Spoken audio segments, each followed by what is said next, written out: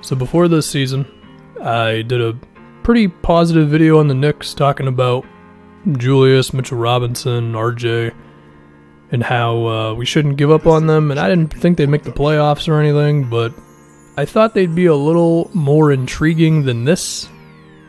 I mean, I think Marcus Morris has the highest usage on the team, 4 and 17. If you've got a case for Fizdale, I'd love to hear it at this point. And, I mean, we know James Dolan and inconsistency with the vision of the team and everything, and getting a bunch of veterans who are probably okay on specific roles on good teams, but on this team it's like, what the hell is this? And of course there's a million power forwards. So it's not all just the coach's fault or whatever. The front office didn't do a very good job. Now we have heard rumors about Masai leaving Toronto and going to the Knicks.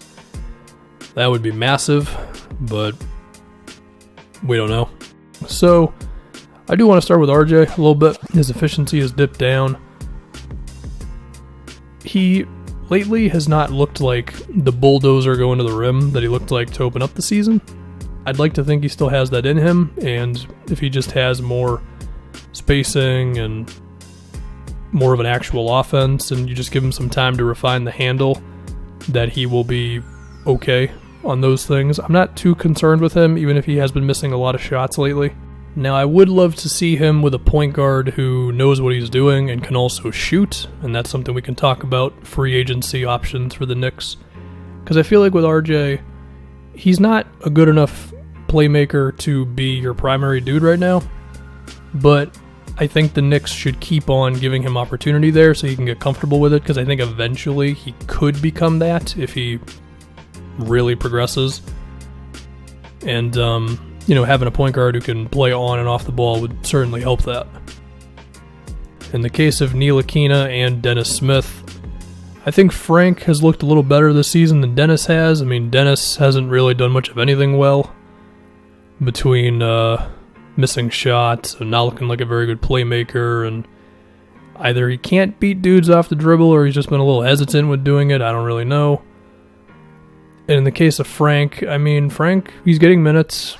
He still has not really made many shots, but he's had some playmaking moments where he's getting into the teeth of the defense and he's actually like making the right play and he's not panicking all the time. So take that for what you will. I mean, you could definitely make an argument that Ntilikina is just not good, but I think you could also make a case that if everything around him makes sense, then Frank could be a pretty good role player type of dude for you.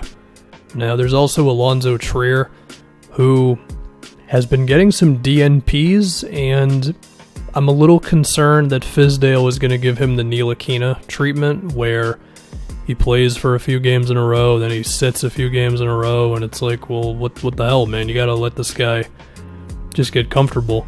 And that could be bad, because I think Trier can be a real offensive player. I mean, we've seen him go off the dribble, finish at the rim, finish through contact, shoot some free throws, be good from the free throw line. And while he hasn't attempted too many threes in his career, his percentages have been good. And he was a scorer coming into the league. And yeah, there's questions about if he can fit within an offense and if he doesn't take some bad shots here and there. Okay, that's fine. But this team is really bad, and Alonzo Trier, to me, seems like an actual NBA player. So why is he not playing like 25 minutes a game for you? In the case of Mitchell Robinson, the advanced stats still love him, and I think his defensive potential is still there, but he fouls like crazy. I mean, basically 4 fouls a game, and he only plays 20 minutes. He averages over 6 fouls per game with his per 36, so he's got to clean those things up, but I still think he's got a lot of potential.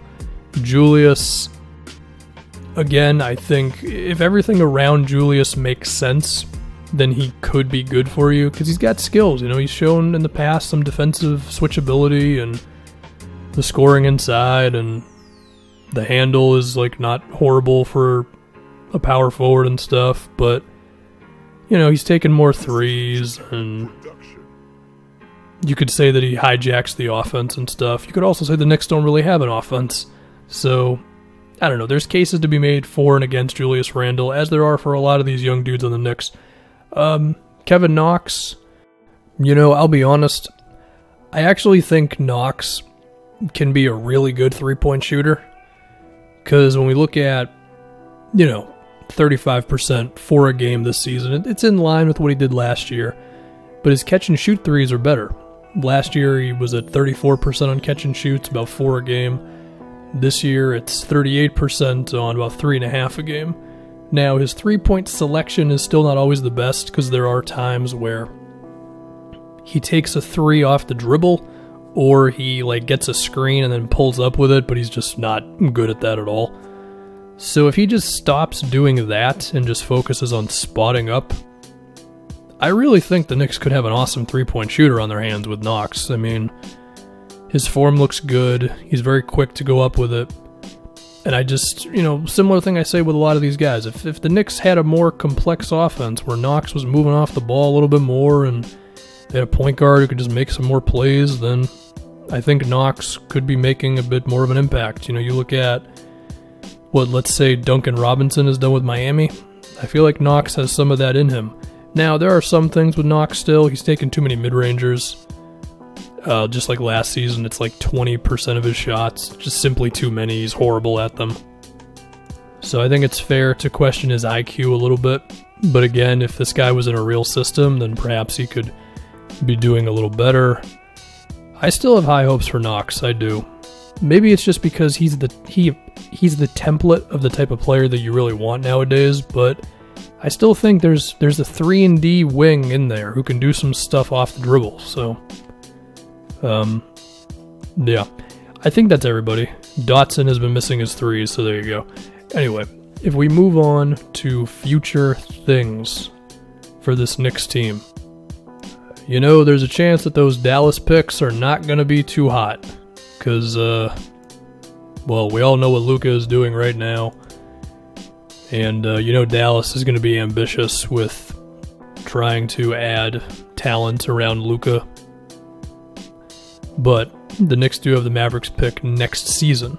So, do we assume that Dallas is going to continue this trajectory they're on now, which is being 4th seed in the West, give or take? I mean, Luka has been that good. So, there is a chance that those picks are not going to look too awesome. And if we're talking about the 2023 pick, assuming that's not a disaster season for Dallas for whatever reason, we don't know what's going to happen over the next few years, but assuming Luka continues to do what he's doing and Dallas has done a respectable job of surrounding him with talent and KP steps up, then Dallas could be a title contender in 2023, potentially earlier than that. And if that's the case, then that Knicks pick could be in the 20s, the deep 20s. Now, it's not impossible to still get somebody, but it's tough, Of course, the Knicks have all of their own picks. You could argue that they have not done a very good job, even if I can say some nice things about some of their recent selections. So, we wish them luck on that one. And of course, the lottery is going to make that whole thing pretty weird. Anyway, other options for New York, they could trade the Mavericks picks. Because you know what? If you can manage to get some dude who's 27 who is going to help you win, and you think that the Mavericks are going to be really good, then, I could see it. Now, maybe there's some rule about how you can't trade dudes who are on non-guaranteed contracts with 1 year left. I don't know. Maybe that's a rule and I sound like an idiot. But if there's any opportunity for something like that, maybe the Knicks should take it on, because the whole youth movement thing, I mean, it's not a guarantee that's ever going to go well, because there's a chance your young dudes just simply aren't that good. And, if you can pull off some Robert Covington type trade, not Robert Covington specifically, but, some veteran who is going to help you win and is on a pretty nice contract for the next few years, it's an idea. It's definitely an idea. Anyway, we get into free agency, potential things, because of course, again, a bunch of these guys are on non-guaranteed contracts, so the Knicks could get themselves a lot of cap space this upcoming season. And I think one thing you look at is a point guard. They do have Elfrid Payton, who they could hope that once he's healthy, could be their mainstay there. I don't know. I mean, Peyton does some things well, some things not so well. But, there's Van Fleet, there's Dragic, there's Jeff Teague, and then it kind of falls off after that. But perhaps one of those three, probably not Jeff Teague, because he kind of sucks at this point, but between Dragic and Van Fleet, could one of those two be your point guard for a while? I mean, Van Fleet's been great for the Raptors this season. We already had that report that he's going to get like $30 million a season, and he's, 25? I mean, maybe instead of always being, is Frank really our point guard? Is Dennis Smith our point guard? Is Elfrid Payton our point guard? Can RJ Barrett play point guard? Screw it. Just give Fred Van Fleet a whole lot of money and say, you're our guy. Just get some stability. Now, maybe Fred is not really worth that much money and he's just having a pretty damn good start to the season. We'll have to see. If we look at other potential things in free agency, I mean, there's small potential moves between, if you want to consider it small, like Bogdan, he could end up hitting free agency. Fournier, he's got a player option, don't know. Joe Harris, Malik Beasley, just these kind of not under the radar for NBA people, but, just dudes who you could make a case can, really help you out. Although I'm sure Nets fans would lose their minds if Joe Harris left the team. And then I might have mentioned earlier, Brandon Ingram. Do the Knicks just throw a max offer at Brandon Ingram? Now, we'll have to see if Ingram can keep it up all season. We'll have to see if the Pelicans will just match anything he gets offered. But maybe you just do that and you just say, you know what, we can't find a star. So we're just going to sign this dude and hope that he continues to be one. And then they could also sign like Gordon Hayward if he declines his option, which would kill me inside, and who knows there. So yeah, as far as this season is concerned for the Knicks, it's pretty much a wash. But perhaps these young dudes could show some sort of something, and you might be able to pull off a savvy move or two, whether it's the deadline or whatever else. And as for this offseason, I don't know. I've been nice to the Knicks probably too much the past couple of years.